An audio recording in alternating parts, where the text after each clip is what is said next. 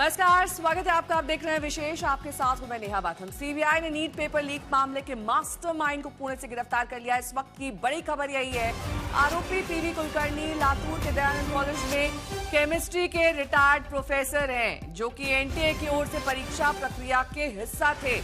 इस शख्स ने पुणे में अपने आवास पर कुछ छात्रों को इकट्ठा करके क्लास ली। इस विशेष कोचिंग क्लास के दौरान उसने छात्रों को प्रश्न, उनके विकल्प और सही उत्तर बोलकर लिखवाए।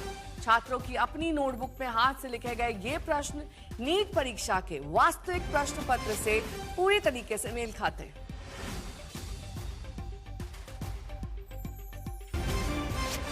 बहुत बड़ी गिरफ्तारी नीट पेपर लीक मामले में मानी जा रही है।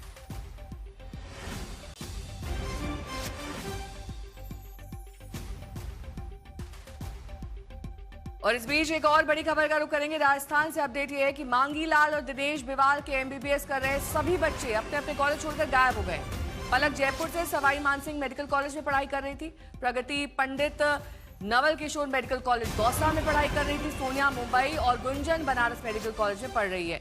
विकास बिवाल सवाई माधोपुर मेडिकल कॉलेज से पहले ही गिरफ्तार हो चुका है। पिछले साल नीट 2025 में पांचों पास होकर सरकारी मेडिकल कॉलेजेस में पढ़ रहे थे। एक ही परिवार के 5 बच्चे हैं, ये कजन्स हैं, और इसमें अब ज्यादातर जो है वो लापता हो गए हैं, क्योंकि जैसे ही लीक का खुलासा हुआ इनको पता था कि जिस तरीके से इन्होंने एडमिशन लिया है वो अवैध है, क्योंकि इन्होंने नकल करके परीक्षा पास की थी।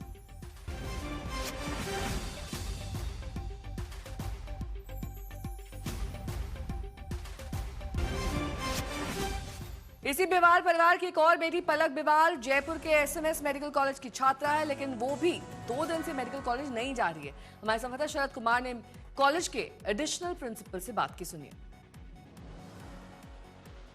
पलक बिवाल बैच 2025 यूजी स्टूडेंट है, और जब बैच 2025 फर्स्ट एमबीबीएस ने एंट्रेंस लिया था तब से ही पलक बिवाल हैं, और वो रेगुलर स्टूडेंट है वहाँ पे। ऐसा नहीं है कि वो बहुत छुट्टियाँ ले रही है, रेगुलर स्टूडेंट है। पिछले 2 दिन से नहीं आ रही। मगर कुछ वजह बताइए नहीं आने की। देखिए, यूजुअली बच्चे अगर कोई छुट्टी लेते हैं तो उसकी वजह कई बार बताते हैं, कई बार नहीं बताते। तो अभी फ़िलहाल उसने कोई एप्लीकेशन नहीं दी जिसमें उसने मेंशन किया हो कि मैं इस कारण से छुट्टी ले रही हूँ। बस वो नहीं आ रही 2 दिन से। पढ़ाई में कैसी है?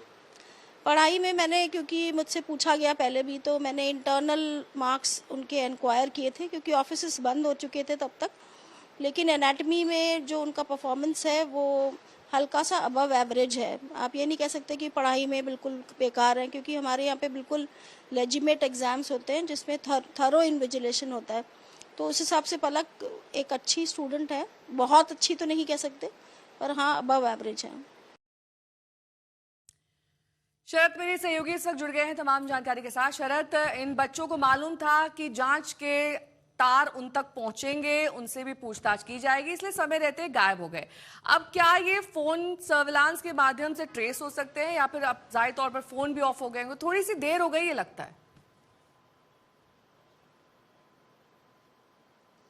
देखिए, जिस तरह से मांगी लाल ने खुलासा किया है, मुझे लग रहा है कि इन बच्चों को लेकर अब बहुत ज़्यादा सीबीआई जो है वो नहीं सोच रही है, क्योंकि पिता ने हमारे सूत्रों के अनुसार कह दिया है कि हमने पेपर लाया था। तो पहले ही जब वो एक्सेप्ट कर रहा है कि हम पेपर लेकर आए थे, तो बहुत ज़्यादा इसमें गुंजाइश बनती नहीं है कि उनसे क्या जांच किया जाए। हाँ, ये जरूर है कि उन्हें भनक लग गई थी, और जैसे ही भनक लगी कि पिता ने ये खुलासा कर दिया है और भाई विकास गिरफ्तार हो गया है, ये वहाँ से चले गए हैं। बाकी भी सारे जो जहाँ थे वहाँ से चले गए हैं।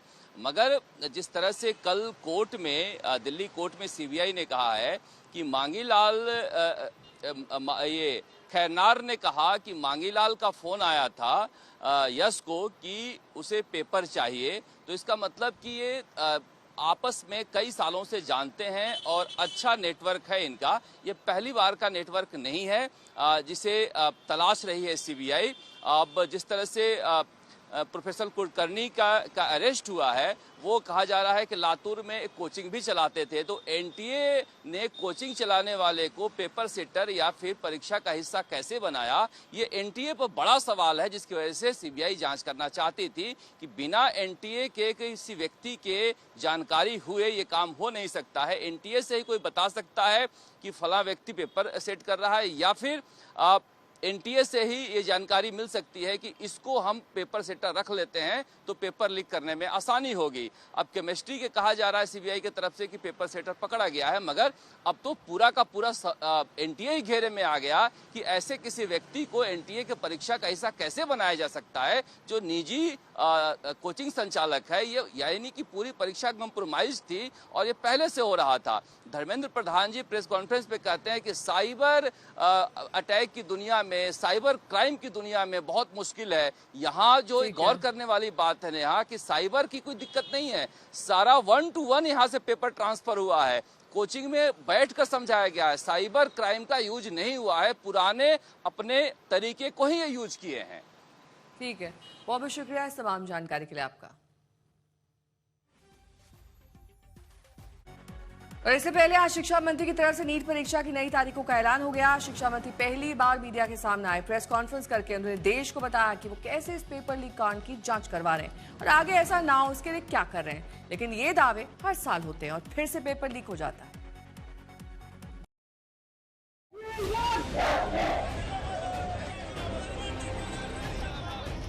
कमांड चेन में कहीं ना कहीं ब्रीच हुई है, इसको हम स्वीकार करते हैं। गैस पेपर की आड़ पे क्वेश्चंस बाहर गया। सीबीआई गहरा तक जाएगी, किसी को इस बार बख्शा नहीं जाएगा। आखिरकार सरकार ने मान लिया कि इस बार की नीट की परीक्षा के पेपर लीक हुए थे। सरकार ने परीक्षा में बहुत से बदलाव भी किए, लेकिन सवाल बरकरार है कि उन 23 लाख छात्रों का क्या होगा जिन्होंने इस साल परीक्षा दी थी। उनकी बरसों की मेहनत का क्या होगा? सरकार के पास इन सवालों का कोई संतोषजनक जवाब नहीं है। नीट की परीक्षा अब 21 जून को होगी। छात्रों को फिर से अप्लाई नहीं करना होगा और कोई अतिरिक्त परीक्षा शुल्क भी नहीं दिया जाएगा। पहले से जमा फीस वापस की जाएगी। नए एडमिट कार्ड 14 जून से जारी किए जाएंगे और छात्र पसंद का परीक्षा सेंटर भी चुन पाएंगे। इसके अलावा दोबारा परीक्षा में 25 मिनट का एक्स्ट्रा टाइम भी लगेगा। हम नहीं चाहते थे कोई गलत कैंडिडेट एजुकेशन माफियाओं के षड्यंत्र से कोई भी सही छात्र की अधिकार वंचित हो जाए। इसीलिए हम बड़ी जिम्मेवारी के साथ हमने कहा था हम जीरो टॉलरेंस की अप्रोच में चलते हैं। ये दुर्घटना हुई, इसीलिए हमने पहला हमारे निर्णय हुआ कि हम परीक्षा को इस बार रद्द करते हैं। हमने 12 तारीख को परीक्षा को रद्द किया। 21 जून को री एग्जामिनेशन की डेट घोषणा की है। सरकार भले ही छात्रों को कंपनसेट करने के लिए फीस वापसी भी कर रही हो और ये भी ऐलान कर रही हो कि ट्रांसपोर्टेशन की व्यवस्था भी सरकार ही करेगी, लेकिन जिनकी वर्षों की मेहनत बर्बाद हुई है उनका क्या होगा, इसका कोई जवाब नहीं है।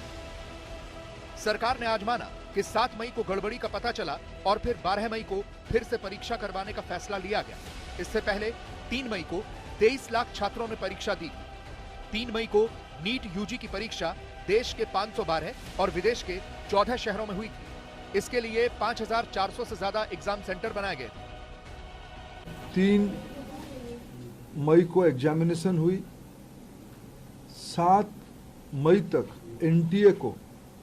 एनटीए की ग्रीवेंस रिड्यूसल सिस्टम पे कहीं से आपत्ति आई।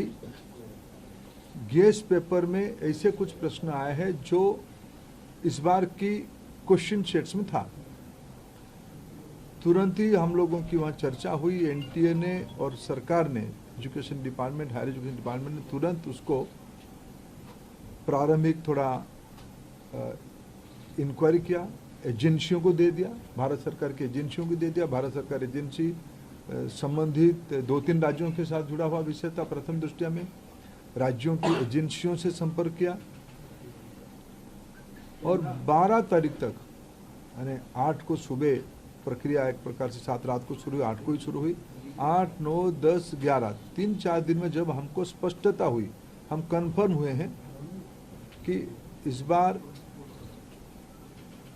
गैस पेपर की आड़ पे क्वेश्चंस बाहर गया है। सरकार ने यह भी फैसला किया है कि अगले साल से नीट की परीक्षा ऑनलाइन होगी। ताकि इस तरह की गड़बड़ियों से बचा जा सके। इस पर भी सवाल है कि क्या सरकार के पास एक साथ लाखों छात्रों का एग्जाम करवाने के लिए पर्याप्त संसाधन और टेक्नोलॉजी है। लेकिन ये अगले साल का सवाल है। इस साल तो सवालों के घेरे में वो एनटीए है जिसे इतना सब कुछ होने के बाद भी शिक्षा मंत्री क्लीन चिट दे रहे हैं। अनेक सुझाव आए हैं, अनेक सुधार की सुझाव है, और सुधार मैं मानता हूँ एक कंटिन्यूअस विषय है। सुधार कोई अल्टीमेट नहीं होती है। सुधार जो हम ओपन माइंड में एनटीए उस विषय में अभी तो एनटीए बहुत योग्य व्यक्ति के हाथ में है। हमारे सचिव की बहुत अनुभव भी उस विषय में है। मैं मानता हूँ हमें एनटीए को सुप्रीम कोर्ट की आदेश कारण एनटीए बनी है। एनटीए हर एक साल 1 करोड़ बच्चों की एग्जामिनेशन कराती है अमूमन। एनटीए और निर्भुल हो, एनटीए में जीरो एरर हो, जीरो यानी जीरो एरर हो, ये हमारी दायित्व है और भारत की व्यवस्था उसको करके रहेगी। सरकार भले ही कितना भी आश्वासन दे, लेकिन वो छात्र आशंकित हैं जिन्होंने परीक्षा देनी है। वो सवाल उठा रहे हैं कि इस बात की क्या गारंटी है कि इस बार परीक्षा ठीक से आयोजित होगी और पेपर लीक नहीं होगा।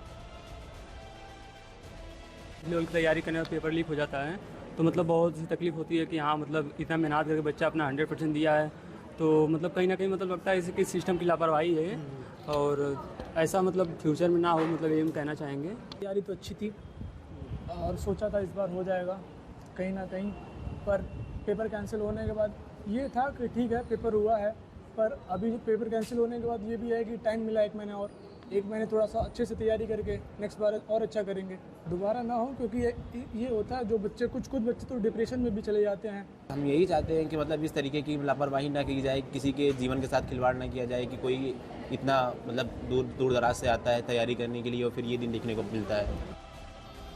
सवाल उन छात्रों का भी है जिन्होंने बरसों से मेहनत की डॉक्टर बनने के लिए, लेकिन सिस्टम की नाकामी ने उनकी मेहनत पर पानी फेर दिया।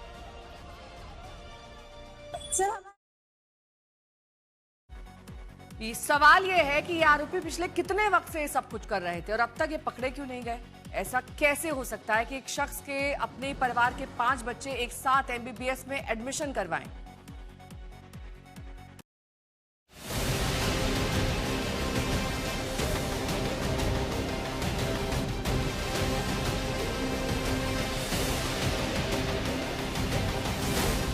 नीट पेपर लीक केस की जांच में सीबीआई का शिकंजा कसता जा रहा है।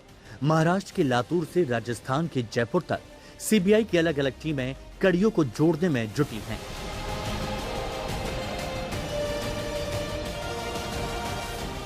बिवाल परिवार सीबीआई के रडार पर है। इस बीच बहुत बड़ा खुलासा हुआ। मांगीलाल और दिनेश पहले भी नीट का पेपर लीक कर आगे बढ़ चुके हैं। पूछताछ में आरोपियों ने खुद ये बात स्वीकार की। पिछले साल नीट 2025 में बेवाल परिवार के सभी 5 बच्चों को नीट का पेपर परीक्षा से पहले मिल गया था। 2025 में बेवाल परिवार ने 65 लाख में पेपर लिया और आगे बेचा। ये लोग नीट का पेपर महाराष्ट्र नेटवर्क से खरीदते थे और आगे बेचते थे। हरियाणा का यश यादव भी सीकर में रहकर पढ़ता था और इसी दौरान मांगीलाल परिवार के संपर्क में आया। मांगीलाल का बेटा विकास बेवाल भी इस पेपर लीक नेटवर्क की अहम कड़ी है। अब ये बात साफ हो चुकी है कि 2025 में बेवाल परिवार के जिन 5 बच्चों ने नीट क्रैक किया, उनके पास पेपर पहले था। मांगीलाल बेवाल की बेटी प्रगति बेवाल दौसा मेडिकल कॉलेज में एमबीबीएस कर रही है। पंडित नवल किशोर शर्मा मेडिकल कॉलेज से वो प्रथम वर्ष के साथ छात्रा है। लेकिन पेपर लीक में जब उसके परिवार वाले गिरफ्तार हुए तो प्रगति बेवाल ने कॉलेज जाना छोड़ दिया। कॉलेज प्रशासन ने बताया कि प्रगति बेवाल छुट्टी की एप्लीकेशन देकर चली गई है। बेवाल परिवार के वो टॉपर बच्चे जिन्होंने 2025 में नीट क्रैक किया था, वो भी दायरे में हैं।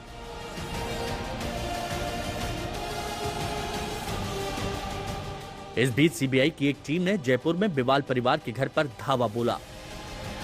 नीट पेपर लीक 2026 में गिरफ्तार आरोपी मांगीलाल, दिनेश और विकास के घर सीबीआई की टीम पहुंची है। आप देख सकते हैं किस तरह से घर में पूछताछ हो रही है, जांच हो रही है। यहाँ आसपास जो इनके घर में गाड़ियां थी, उन गाड़ियों की भी तलाशी ली गई है। इसके अलावा भी जो सामान है, उन सारे सामान की भी तलाशी ली जा रही है, पूछताछ हो रही है। अब इस तरह से निकल रहे हैं। क्या आप लोगों ने देखा, कुछ पाया यहाँ? कुछ आप लोगों ने जांच में